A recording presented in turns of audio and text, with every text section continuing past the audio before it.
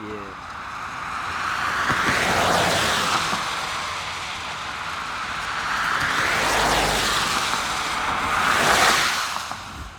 Hey guys, good to see you again. I was going to do some field recording today, out and about with my gear, but as you can see, it's raining, and I wasn't really prepared to go out in the rain with the gear right now, so I figured it was a good opportunity to kind of share this new setup I've been working on. I've been doing a lot of research building this out, and if you've seen the field ambiances playlist where I've been uploading videos, that's the manifestation of this new venture, if you will. So today I'm just gonna set this up in the car here. This is one of the two of the arrays that I've built out, and it's been an interesting process.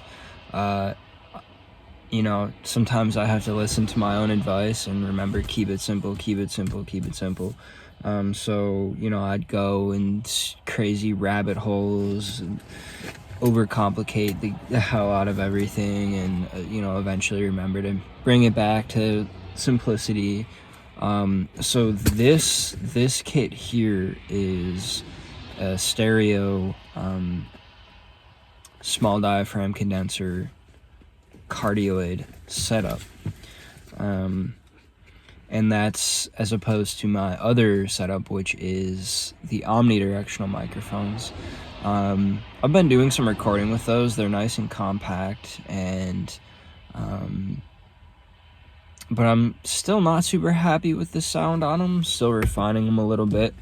It's always a work in progress, right? So I'll show you this video, and a month from now I'm sure I'll be using a slightly different setup. But without further ado, and I've also included video into my setup. I mean, you can tell because you're looking at me right now, and in the field ambiances playlist, there is video to it, which I record simultaneously with the audio, and I'm enjoying that actually, because it kind of gives me a reason to get out there and capture these ambiances, because if I just go out there with my mics, it just, I might end up using the sounds for a project like a year and a half from now, but in the short term it's not super rewarding. So adding video into it and uploading them to YouTube has added like a nice little bonus for me to get out there and do this stuff.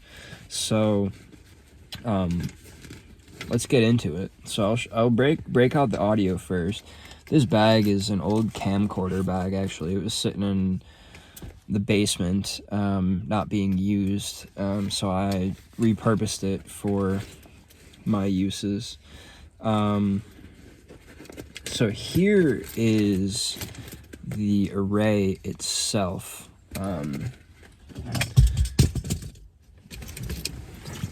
It consists of a stereo bar, 2 microphones, and a shock mount. Now, instead of using individual shock mounts for the mics, I decided to just do one shock mount right here. This thing right here. Yeah, there we go. This thing right here, which just suspends the entire setup, right? So this whole thing, the whole bar is isolated from any movement that the base of this might be experiencing. This shock mount is actually, it's from Rycote. It's designed to be a shock mount for portable recorders, like the handheld recorders. So you'd put this on a little grip, and it would isolate your recorder from any hand movements, which is really nice. When I used to do the handheld recorder ones, I would just hold it right in my hand, and in quiet situations, you could literally hear the micro movements of the bones and muscles in my hand. You don't realize how dynamic the body is until you're listening to it amplified. So this is, I usually run these in ORTF, which is a type of microphone, stereo microphone technique. I don't remember the measurements offhand. So essentially the mics they're intended to be at 110-degree angle, which is probably about this, and the capsules themselves, which are right here, I believe the capsules are intended to be, I think, 17 centimeters apart. I could have that wrong, and if so, I'll put a little correction on top of my face here. But yeah, I get them about, and mind you, that spec was, little history. ORTF was a French broadcast and recording network. They might still be around. I don't remember what it stands for, but this technique was developed for orchestral recordings. In the 20th century, there was a lot of experimentation with stereo mic techniques, and ORTF is one of the standard techniques. You also have XY, which you can't really do with this setup without flipping the mics over and putting them on top, right? And the reason I have them mounted underneath is really just for space saving, because my intention with this setup was to be super light, super portable, super packable.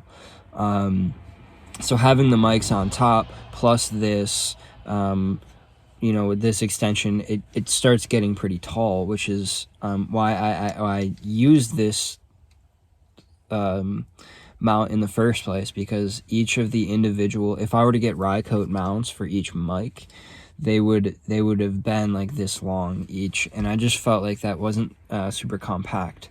So the goal here is compact, portable, lightweight. So and I like the sound of ORTF. I'm not a huge fan of coincident miking techniques such as XY. I could go in depth in a different video talking about different mic techniques, but I personally, especially for the ambiances that I record, I like having the mic capsules physically spaced apart from one another. I think it sounds nice and full, nice and wide. So I'll get the mics roughly into position, and I'll tighten them up here. Okay. So this is what it looks like when they're tightened. And recently, this is a cool piece of gear. I picked up this Zoom F3, which is this super tiny recorder. It's got these things here you could slide it into your belt. It has a 1/4-inch screw for mounting to tripod and camera like accessories, and it's powered by 2 AA's. So I have these IKEA Lada rechargeable batteries, nickel metal hydride batteries. They're pretty good. So yeah, the Zoom F3, it's a 32-bit recorder. So if you're not familiar with digital audio, the bit depth essentially determines the dynamic range, which dynamic range is the difference between the quietest discernible sound versus the loudest possible sound before the system clips or maxes out. And the dynamic range, a lot of devices are 24-bit. And that's kind of the standard 24-bit. Like film 24-bit 48 kilohertz sample rate is the industry standard. Because 24 bits, essentially what a bit is in digital audio, you have samples and you have bits. And again, this is pretty in depth, but if you're interested, if not, you can just skip forward a little bit. But you have samples, right? And so 48 kilohertz sample rate means that the digital audio device is taking a little measurement of the sound input 48,000 times per second, right? So that's the sample rate. 48 kilohertz means there's 48,000 samples per second. And then, because hertz means cycles per second, so 48,000 hertz, 48 cycles per second, 48,000 cycles per second, right? That's the sample rate is the time resolution, and thus what frequencies are capable of being picked up. I'm gonna stop there because it gets really wild, and I only have a soft understanding of it anyways. But bits, right?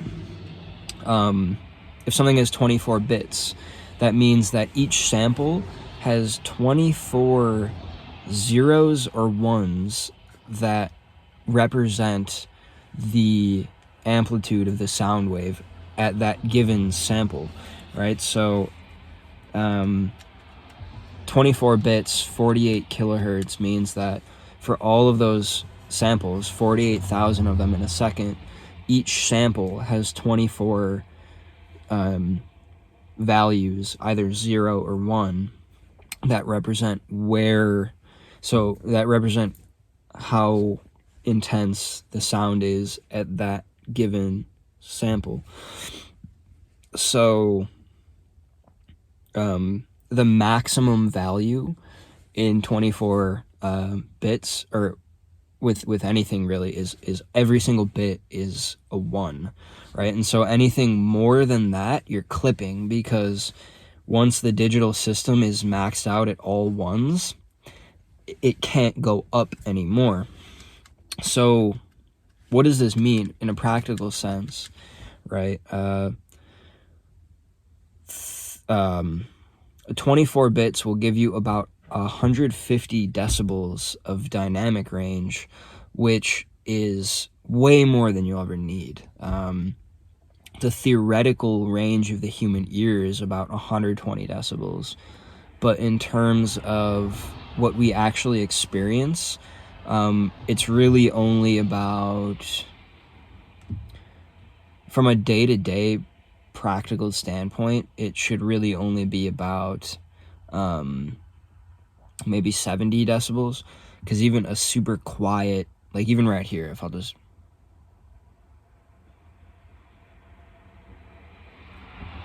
without the cars passing, it's still probably 30 decibels just sitting in my car, and when the cars go past, it's probably like 45, 50 decibels, and when I'm speaking, it's probably like 60. And if you're blasting music in your car, it's probably like 102, right? And if you're at an AC/DC concert, it's probably 110, right? And so and at that point, you're already getting hearing damage. So in a functional sense, it would really only be between, you really only have, especially when you're doing field recordings, practically speaking, you're not really going to be recording anything quieter than like 25, 30 decibels. And you're not going to really be recording anything louder than 120. That would be like a jet engine taking off, or a gunshot or something. Anyways, to get back to the kit, I will mark this time right here, so you can skip all that theoretical stuff. To get back to this, 32 bits, essentially, it gives you, I think, 1,500 decibels of dynamic range, which is more than 10 times the, actually scratch that, it's thousands of times more than the, I'm going back into concepts again. I'll mark it here. Here you can skip to. So 32 bits, essentially you never have to worry about setting proper gain. Because with 32 bits, there's so much data available that this thing picks up that if I were to plug a mic into this and set the gain all the way up and scream into it, it's going to look clipped on here. And when I play it back on my computer, it's going to be clipped. But then when I bring it into a software, such as a DAW or a video editing software, simply bringing the volume down, it won't be clipped anymore, right? And if it's super quiet, if I have the gain setting really low and I record something super quiet and you can't hear it at all, if I were to jack up the volume later on my computer, it's not going to degrade the quality of the sound. So the beautiful thing about the 32-bit recording is you're not going to have to worry about your sound getting destroyed by improper gain staging. So back to the setup here. I just have this screw on. Sits like that. I got these low profile cables from online because the regular mic cables stuck out to like here and were just bulky. So wrap this around,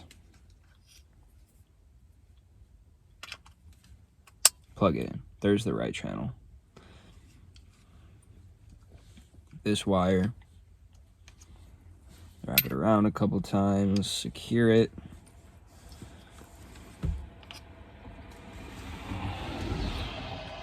Plug it in. Boom. Now the mics are connected. Super compact. This whole thing, mics and recorder, this is a standalone field recording unit. I'm gonna take a little picture right here for the cover. Ready? Let's pose for this. I just wanted a quick note how compact this whole thing folds up to. I mean, for this being a recorder and mic setup, I think it's quite compact. It fits. Well, that's not gonna do it now, is it? Okay. This is a standalone unit, right? So you can just stick this on a tripod, mic stand, or you can hold it in your hand and walk around with this. You don't need to run wires anywhere. So the way that this Zoom works is that you set the gain. It's not really, will it pick up on that? Come on, there we go. You set the gain on here. Oh, set the gain on here. And so, as you can see, I can jack it up. And even if it's clipping on here, when I bring it into my computer, it won't be clipped anymore. But, you know, you can get it to a nice healthy balance. Obviously, you know, when I'm field recording, I'd have my headphones on. And so you set the gain equally. And so these are both set at the same gain level now. And I have a little, this thing is a little quick release adapter. It's the Gravity quick release adapter. This little thing right here. I'm not super sure how I feel about it right now. It's a little loud. Like, it's a little, you can, like, this is it on my stand. It's a little loud, and it's kind of big too. Like, it's, the whole thing is this big, and then the head is like that big. So it doesn't really, I don't think it really needs to be all this big. I think it's more designed for studio and live sound kind of applications. But I wrapped this one in Teflon tape to decrease the play in between these, because stock, when you put these together, you can kind of hear it. It's not silent, right? So it's probably fine for just being set up, but if it's moving around, like if you're on set and you're booming, I probably wouldn't recommend the gravity quick releases. But the rye coat ones, like the actual high quality ones, are like, even the cheap version of the rye coat ones are still like probably 4 times more expensive than these ones, so they're not bad. This light stand is really cool, actually. It is the Manfrotto Carbon Nanopole stand. The model number is MS0940C. This thing is really cool. It's pretty lightweight. It's quite compact without this stupid quick connect thing. It can fit in a backpack. I fit it in my carry-on for flying. It's a great little device. It's going to be difficult to show you the full extent of the... I'll go outside, yeah. It's hard to show you the full extent, but one of the coolest things about this is that the center part here detaches into a boom pole. So for production sound people, this is like the ultimate field recording / production sound stand. Because if I'm gonna be on a shoot and I gotta go on an airplane and I just want to bring carry-on, this thing extends out to like 8 feet, right? And so now you have a boom pole, right? And when you want to put it back in, clip in the bottom, clip in this part here, and voila, now it's a light stand again. I'll go outside in a minute and show you the full setup. Disconnect there.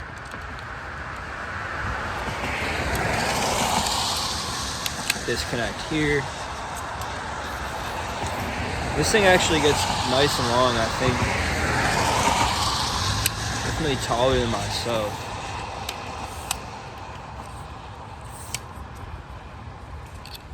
Right, and it's probably a good 7 feet. So now you have the last thing I want to mention is wind protection. So previously for these mics, all I had was these little cheapy foam ones, which literally, they don't do shit. Like, they're super ineffective. But the thing is, with actual proper wind protection, you're looking at least a few $100s just for 2 mics, which is,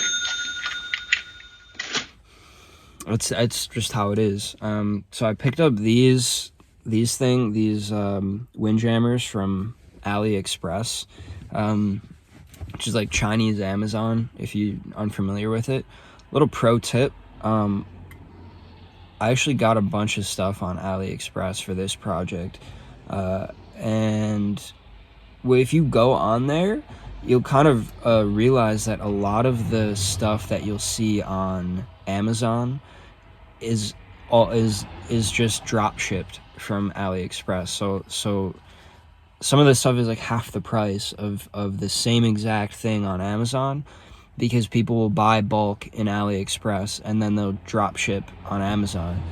The only caveat is that it takes like at least a couple weeks to get to you. So, if it's a matter of time, you're gonna end up paying for convenience. But anyways, I got these little cheapo things. I actually haven't listened to them yet. They probably don't sound great, to be honest. They probably muffle the sound. I haven't even put these on the mics. Let's see if, yeah. So they go on top like that. To, you know, I'm thinking they'll be better than the little crappy foam ones. But at one of these days, I'm going to get myself... These mics are also cheapo mics. I mean, I think I got both of these mics for like $60 for both. They're Behringer C2 mics. So the mics themselves are not... They're not that great. One thing at a time. So I have this, and I've also... So this is the audio side. And I've also been picking up video. So, you know, I'll bring along an extra... actually, this tripod, I have an adapter on it to... I could put this on this tripod. And then I have another small tripod for... with the regular 1/4-inch tripod screw. Because I could, you know, I actually had quick release on here as well, so I could quickly swap between the little tripod and the big light stand, but I took them off when I was traveling just because they're big and in the way. But for video, I had previously been using my Sony mirrorless camera, which looks the best, but I wanted something a little more compact and durable, so I picked up this action cam. It's the I don't know if you can see it, the light is getting low, but it's a Akaso Brave 7. It's like a GoPro knockoff kind of. I have some thoughts about this. I have some gripes. I have some things I like about it, but I haven't used it enough to really comment on that yet, and I think there's still some stuff I want to bring up with their customer service about this, so I'm not going to go into that yet.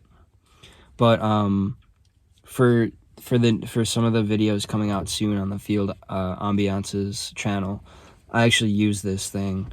The Riverside Walkway, I use this. The bus ride, I use this. Airplane, and the library, I all use this thing. It's pretty cool. The camera itself is actually waterproof, so it just has this little frame case that it snaps into.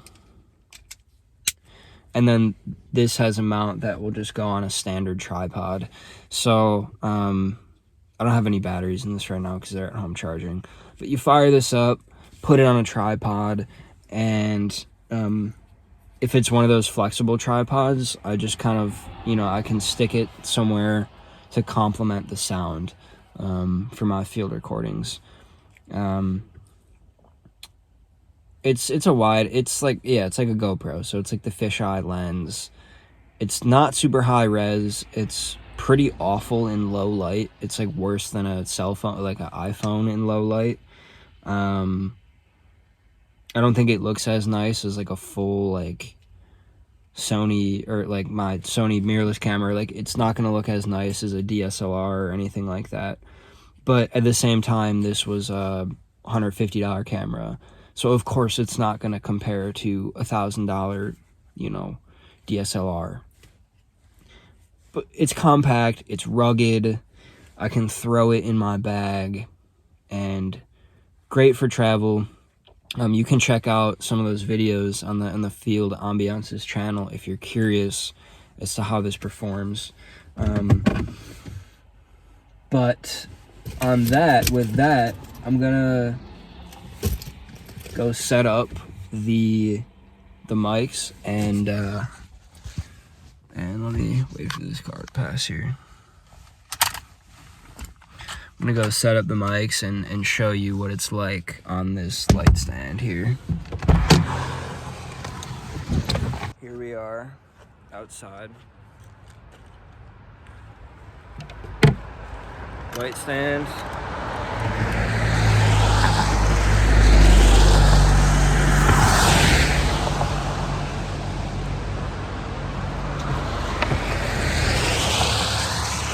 this up kind of like that, on the ground. Extend it.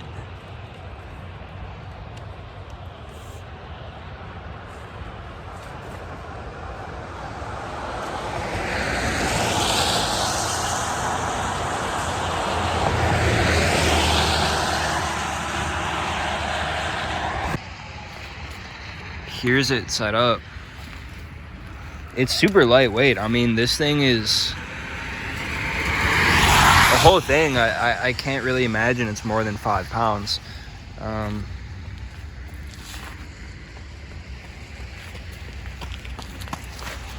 So man, I'm gonna hit record here, and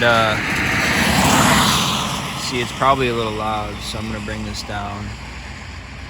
Oh, bring it down, bring it down. Okay. So that's really the setup there. And again, I can detach this pole and use it as a boom pole, but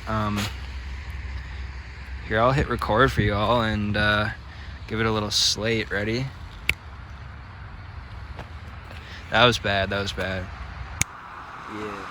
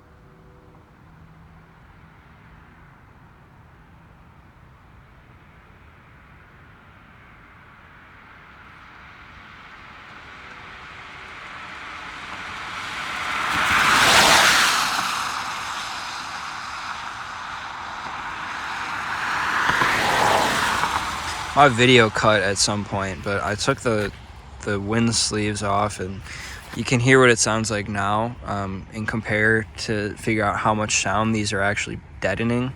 So we'll let a couple cars pass and check it out.